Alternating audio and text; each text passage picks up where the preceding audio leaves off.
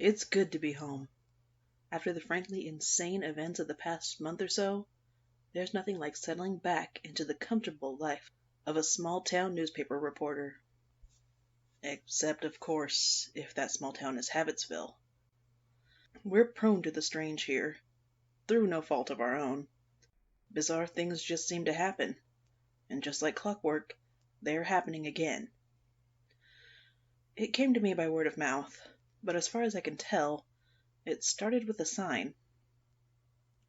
I walked by the bakery myself just to be sure, and there it was, hanging in the window.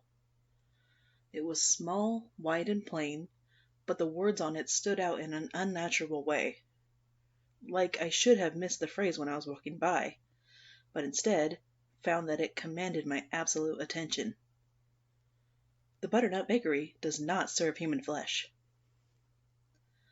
An odd sort of laugh rose in my throat when I actually saw it, because up until that point, I thought Heather had lost her mind. Heather is my primary coworker at Habitsville Gazette. We're good friends and often talk about everything from our pieces for the paper to what shows we're binging on Netflix. I know her pretty well, which is why it was strange when she suddenly said something extremely out of character mid-conversation. She's been talking about her parents coming to visit from a few towns over, and how cautious they always were when they came to Habitsville, as visitors often are. We were packing up our things for the day before we went home when she said, "My parents should be here Thursday, which is way too soon. The apartment's a mess, and it's too small to fit all of us anyway. The Butternut Bakery does not serve human flesh, but how do you tell your parents they should get a hotel outside of town?" I asked her what she meant, but as you might be able to guess, she had no idea what I was talking about. I even repeated the phrase back to her, but not a hint of recognition appeared in her eyes. I went home, and after a while I forgot about it. But then I heard it again. Stepping outside of my house for work the following morning, I spotted my mailman, Phil, putting a few envelopes into my mailbox. I waved to him and said good morning, and like any polite person, he answered, "Good morning. The Butternut Bakery does not serve human flesh." He held his smile, as though he hadn't said anything strange, and cheerfully moved on to my neighbor's mailbox. I, however, was deeply confused. It felt like some sort of prank, though I had no idea who would orchestrate it and why. I heard it again later that day. In fact, I heard it 17 different times. Some people repeated it, and some only said it once. I even have a transcript from an interview I was supposed to be doing with an old woman who just turned 102, where there, right in the middle of a sentence about her great-grandkids, was the phrase, "The Butternut Bakery does not serve human flesh." I hadn't heard it when she said it, but it was there, typed out in my notes. So, there I was, clocked out early on a Tuesday afternoon, just so I could stand in front of this bakery. I was bewildered, but not just because of the phrase, though that was bizarre on its own. I've lived in Habitsville my entire life, and not once have I heard of a place called the Butternut Bakery. And yet, after an afternoon spent wandering the streets of my own hometown, I found a new shop right there in the middle of the main strip. It's a small building, but not so small that I would miss it. The building itself had an inviting burnt orange color, and the yellow lights inside made the entire place look warm and enticing.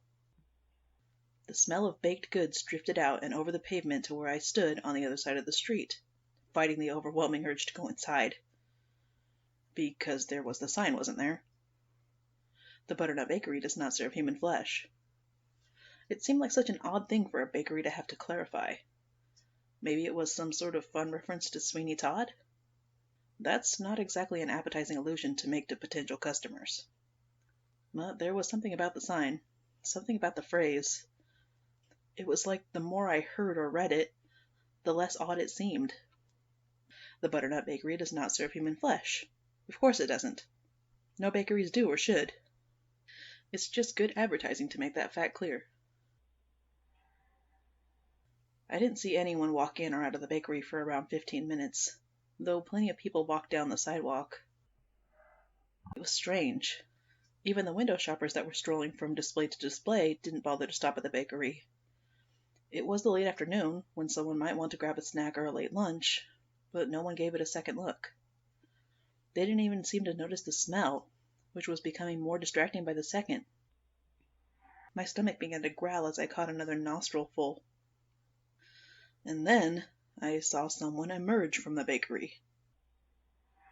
I had to squint, and it was hard to recognize him outside of his uniform, but I could still tell. It was Phil, my mailman. He stepped out of the bakery holding a small bag and immediately began to walk down the sidewalk. I crossed the street and approached, walking behind him. "Phil," I called out in a friendly manner. Oddly, he didn't respond.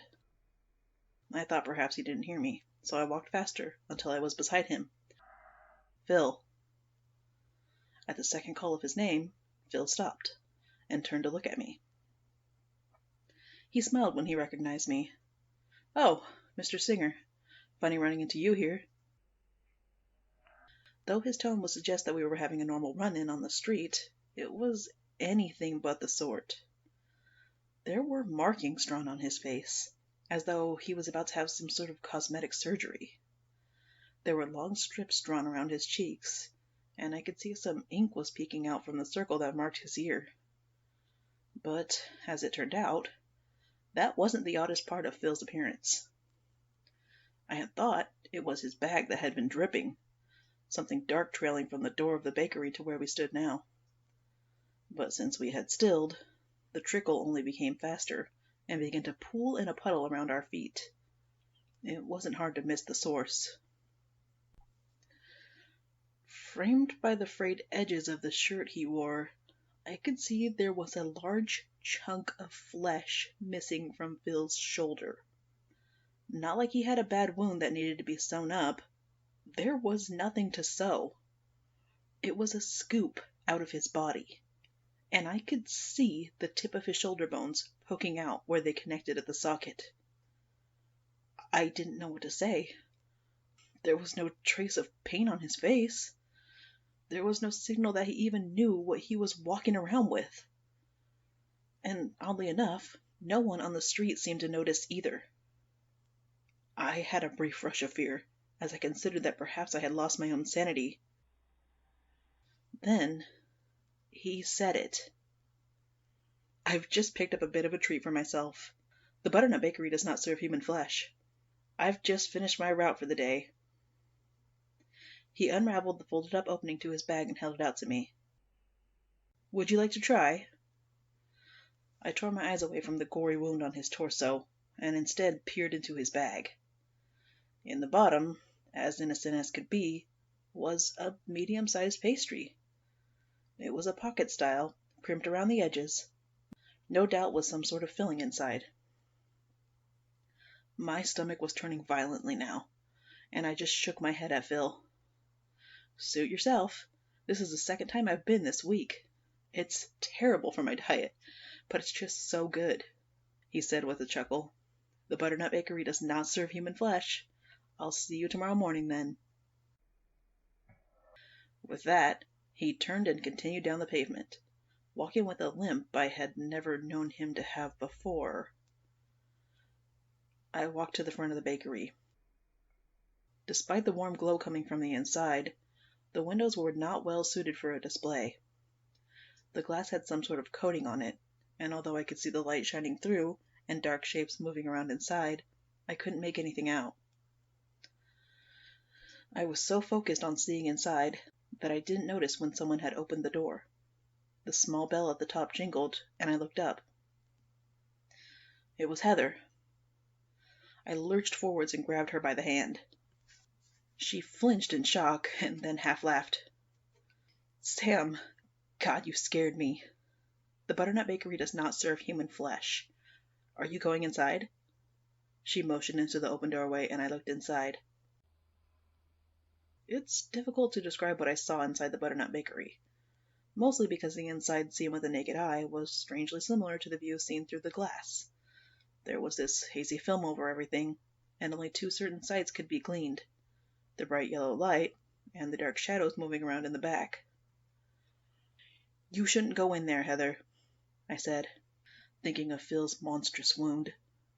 I know this sounds crazy. I know. I took a deep breath, then said, I think the Butternut Bakery is serving human flesh. Or at least that's what I meant to say. I could hear the words as they came from my lips, though they were not the ones I had chosen at all. I said, but I think the Butternut Bakery does not serve human flesh.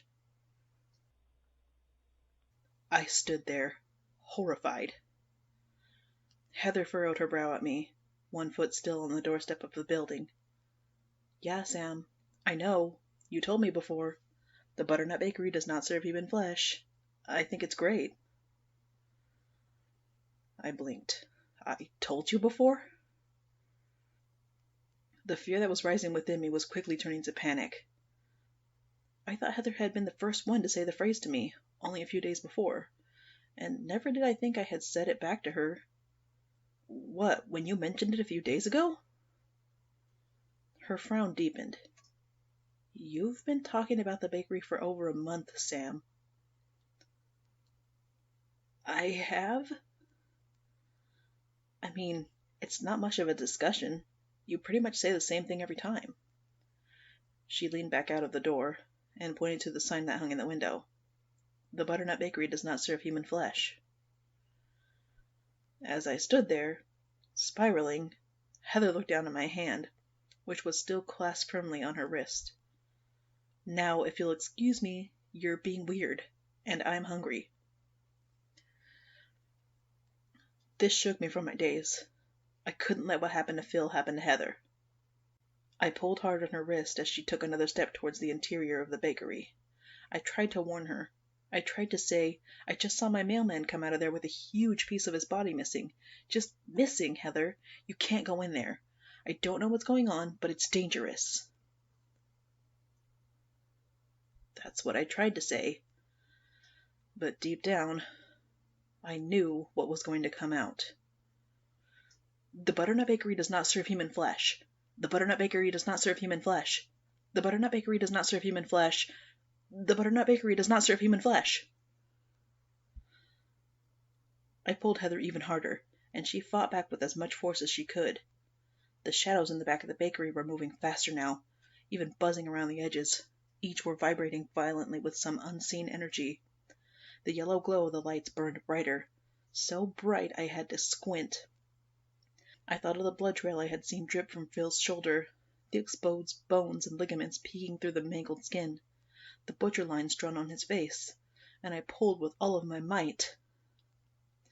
Heather lost her footing. We fell backwards, one on top of the other, hard on the pavement. The door she had pulled open slammed, as though sucked back like a vacuum. When it did, the bell at the top jingled violently, and the entire building jumped with the force of the closure. And it was that flinch, that slammed door, that made the sign fall from the window. I saw the words, "The Butternut Bakery does not serve human flesh," one last time, in plain black text on a white background. Then I blinked, and it was gone. Not just the fallen sign, the entire building was gone. People were walking by us now, as though they hadn't seen what had happened. Instead, they just gave us odd looks and stepped over our bodies. I sat up and looked around. The main street of Habitsville was just as I had always known it, before I had first heard that phrase. The one I don't dare speak again.